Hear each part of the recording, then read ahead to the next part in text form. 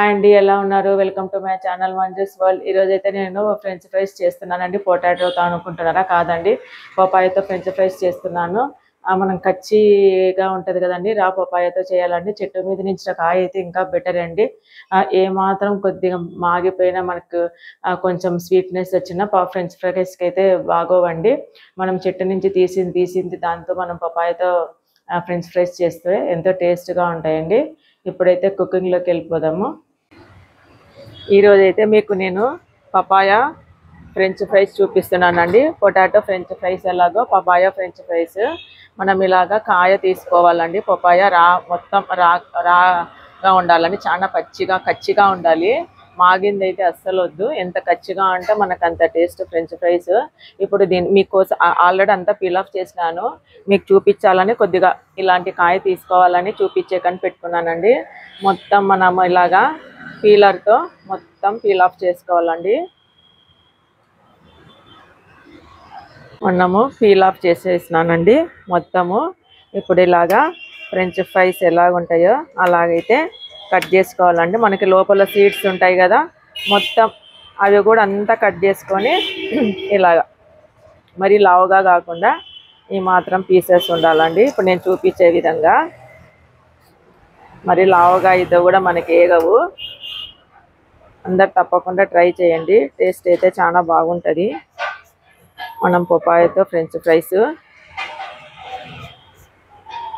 ఇలాగ అన్నీ చేసేసుకొని ఇప్పుడంతా మసాలా వేసుకొని పట్టించేసుకుందామండి.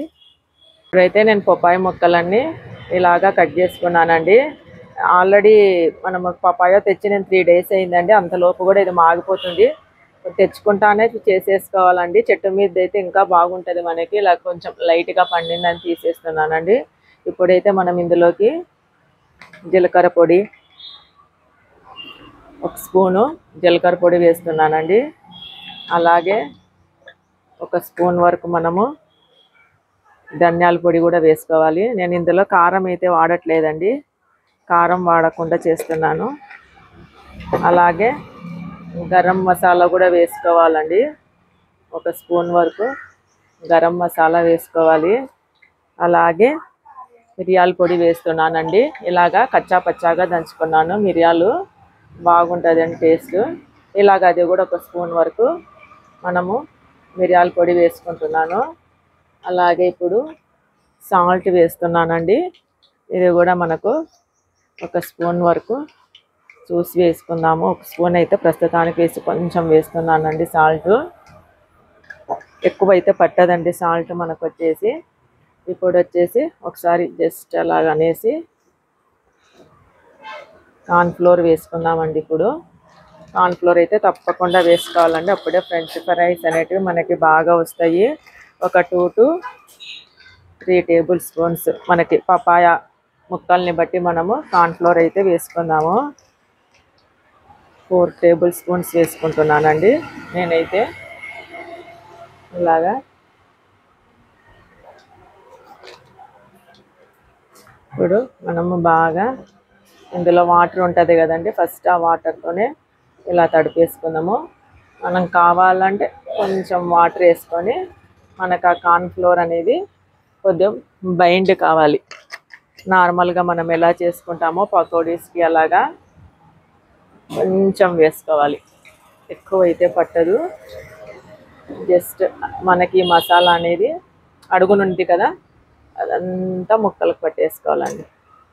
మనం అంతవరకు వాటర్ వేసుకుంటే చాలు. ఇంకొంచెం వేద్దామండి. మనకి మసాలా అంతా అడుగునే ఉండిపోయింది. బాగా కలపాలండి, 2 చేతులు వేసి బాగా కలుపుకోవాలి. అంటే మనకి మసాలా అంతా అడుగునుంది. ఇప్పుడంతా కలుస్తూ ఉందండి. కలిపేసి ఇప్పుడు ఫ్రైస్ ఆల్రెడీ ఆయిల్ పెట్టేసినాను, ఇప్పుడు వేపుకుందామండి. ఇప్పుడైతే ఆయిల్ అయితే హీట్ ఎక్కిందండి. ఫ్రెంచ్ ఫ్రైస్ పపాయ ఫ్రైస్ వేసుకుందాము. పపాయ ఫ్రెంచ్ ఫ్రైస్ మనకి పపాయ అయితేనే చాలా కచ్చిగా ఉండే చెట్టు మీద కాయ తీసుకుంటే బాగుంటుందండి. కొద్దిగా ఏ మాత్రం పండినా కూడా మనకి స్వీట్నెస్ వచ్చేస్తుంది. పపాయనైతే బాగా పచ్చిగా ఉండేది అయితే తీసుకోండి. ఇలాగా ఫ్రెంచ్ ఫ్రైస్ అన్నీ మనకి బాణాలకి తగినంత వేసేసుకొని ఫ్రెంచ్ ఫ్రైస్ ఎలా కాల్చుకుంటామో అలా కాల్చుకోవాలండి. ఇప్పుడైతే ఒక 2 మినిట్స్ వెయిట్ చేద్దాము. ఇప్పుడైతే మనకి పపాయ ఫ్రెంచ్ ఫ్రైస్ అయితే గోల్డెన్ బ్రౌన్ కలర్ వచ్చేంత వరకు కాల్చుకోవాలండి.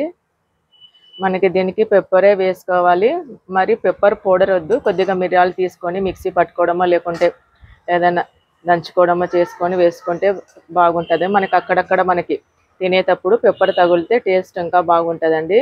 కారం కంటే ఇది పెప్పర్ వేసుకుంటేనే బాగుంటుంది పపాయ ఫ్రెంచ్ ఫ్రైస్కి. ఇప్పుడైతే మనకి ఇవి గోల్డెన్ బ్రౌన్ కలర్ వచ్చేసాయండి. ఇలాగ టిష్యూ వేసేసుకొని ప్లేట్లోకి తీసుకుందాము. మనకి ఎక్సెస్ ఆయిల్ ఉంటే మనకి టిష్యూకి అంతా వచ్చేస్తుందండి. ఇది కూడా నేను ఓపెన్ ప్లేస్లోనే చేస్తున్నానండి. ఈ ఫ్రై ఐటమ్స్కి మనం ఇంట్లో సమ్మర్ కదండి అసలు చేయలేకపోతున్నాను. కొంచెం ఇలాగా ఓపెన్ ప్లేస్లో చేస్తే కుకింగ్.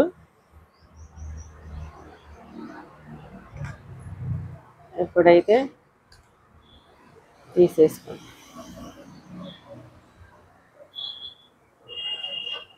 ఇలాగ అన్నీ తీసుకొని ఇంకా మిగతా నెక్స్ట్ ట్రిప్ ఉండే కదండి, ఇంకా కూడా అవి కూడా వేసేసుకున్నాము. ఇప్పుడైతే మిగతా ఉన్నాయి కదండి, ఇంకా కొన్ని అవి కూడా అన్నీ వేసుకుందాము. కొంచెం కాలేకైతే టైం తీసుకుంటుందండి. ఫ్రెంచ్ ఫ్రైస్ కదా, కొంచెం రోస్ట్గా కాలేకి టైం అయితే తీసుకుంటాం. సేమ్ మనం గోబీ మంచూరియా వల్ల ఇలా చేసుకుంటాము, ఇలా టైం టేకింగ్ వీటికి కూడా అంతే అండి పపాయ ఫ్రెంచ్ ఫ్రైస్కి. ఇప్పుడైతే అన్నీ కాల్ చేసుకొని టేస్ట్ చేద్దామండి. నెక్స్ట్ ట్రిప్ కూడా అయితే కాలిపోతున్నాయండి పపాయ ఫ్రెంచ్ ఫ్రైస్. మనం రోస్ట్గా కాల్చుకుంటే మనకి క్రిస్పీగా బాగుంటాయండి. ఇందాక కాల్చినవి ఇక్కడ ఉన్నాయండి. ఇప్పుడైతే టేస్ట్ చేద్దామండి.